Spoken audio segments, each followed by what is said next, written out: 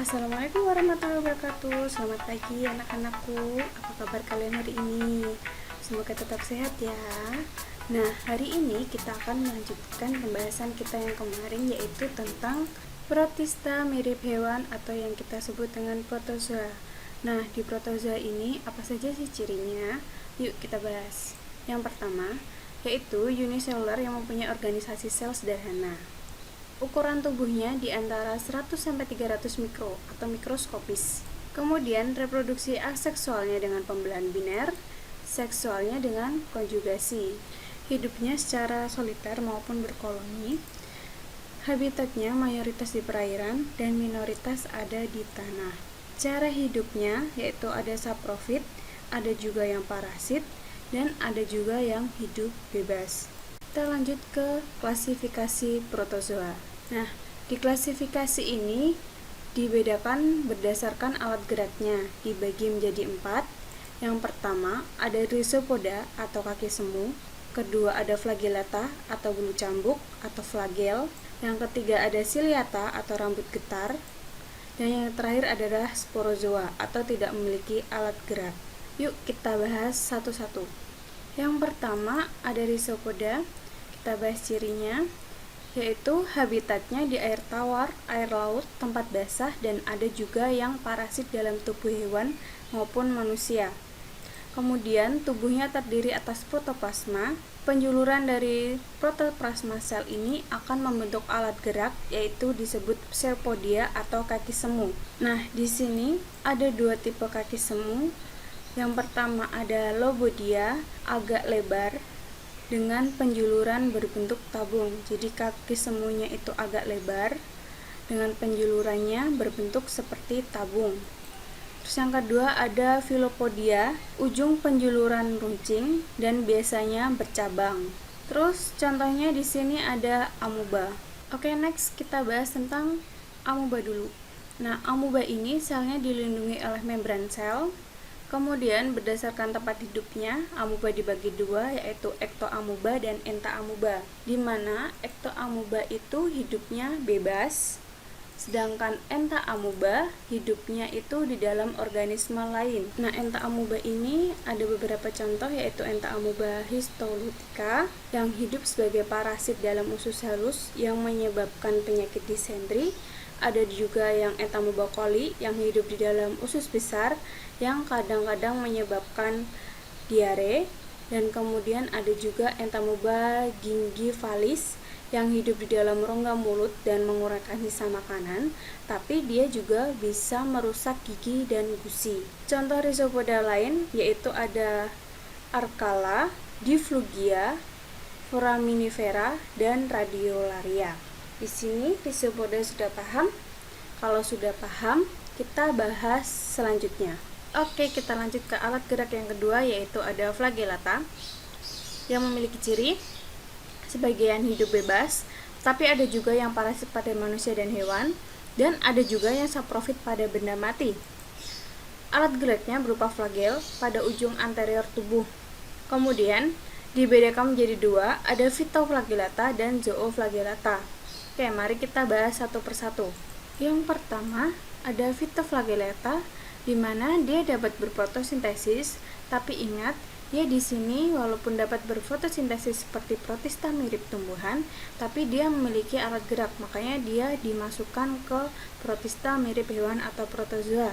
Kemudian cara mencerna makanannya itu ada 3. Yang pertama ada holozoik, yaitu menelan makanannya lalu mencerna makanan di dalam tubuhnya. Kemudian yang kedua ada holofitik, yaitu membuat sendiri makanannya. Dan yang ketiga ada saprofitik, yaitu mencerna organisme mati. Kemudian habitatnya di perairan kotor. Struktur tubuhnya diselubungi oleh membran selulosa, yaitu pada volvox, dan ada yang memiliki lapisan perikel, yaitu pada euglena.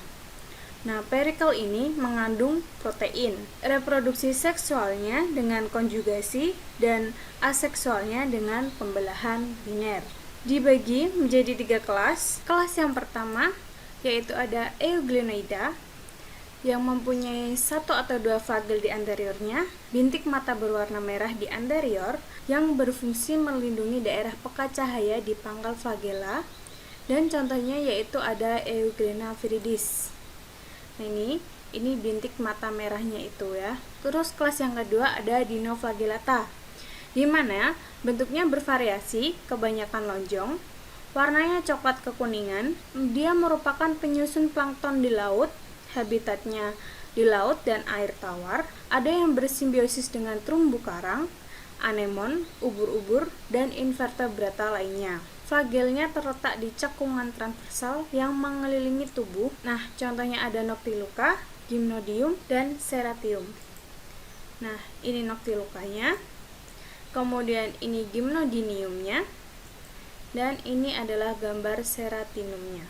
Lanjut ke atau kelas ketiga, yaitu ada Volvocida yang bentuknya bulat, hidupnya secara soliter maupun koloni, mempunyai dua flagel, dinding selnya tersusun dari selulosa, dan contohnya ada Volvox globator.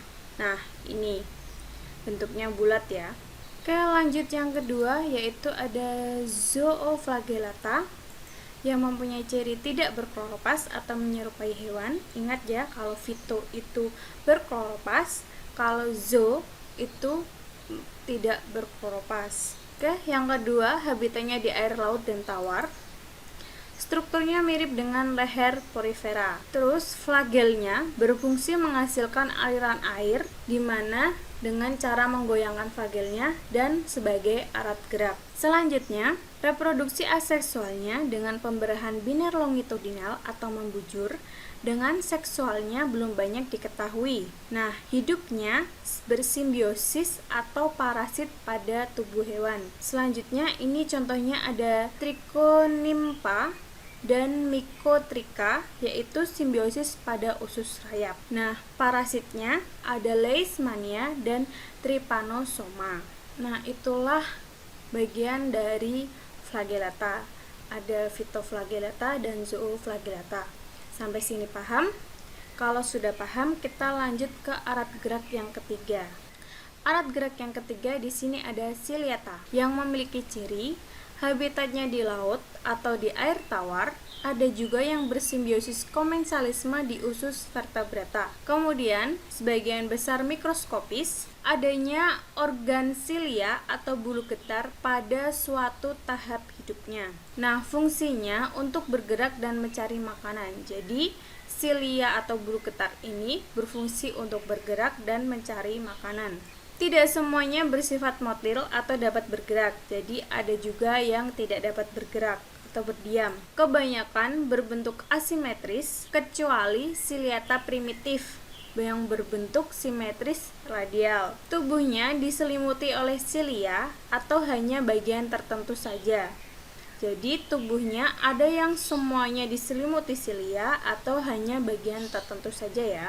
Nah, memiliki mulut atau sitosom yang terbuka menjadi saluran pendek di sitofaring.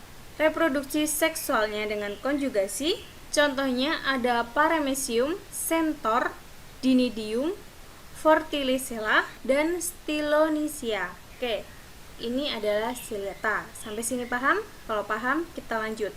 Kita lanjut ke alat gerak yang terakhir, yaitu Sporozoa atau yang tidak memiliki alat gerak. Dengan ciri dapat membentuk spora untuk menginfeksi inangnya, tidak mempunyai alat gerak, bergeraknya dengan mengubah kedudukan tubuhnya, hidupnya parasit pada hewan maupun manusia, mengambil makanan dengan menyerap tubuh inangnya, respirasi dan ekskresinya secara difusi.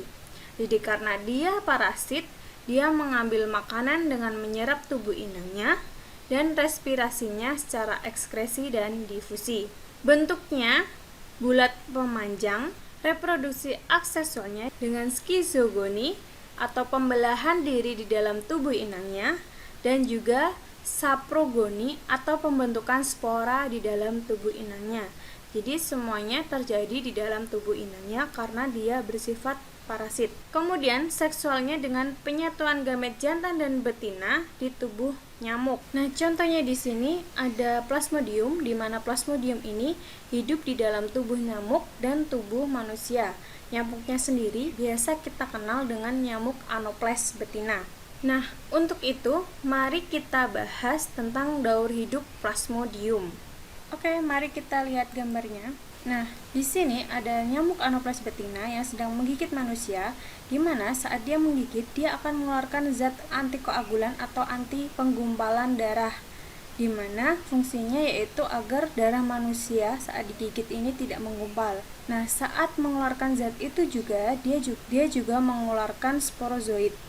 Nah, sporozoid ini akan masuk dalam aliran darah menuju ke sel parenkim hati. Setelah 3 hari di dalam sel parenkim hati, sporozoid ini akan keluar dan menginfeksi sel darah merah.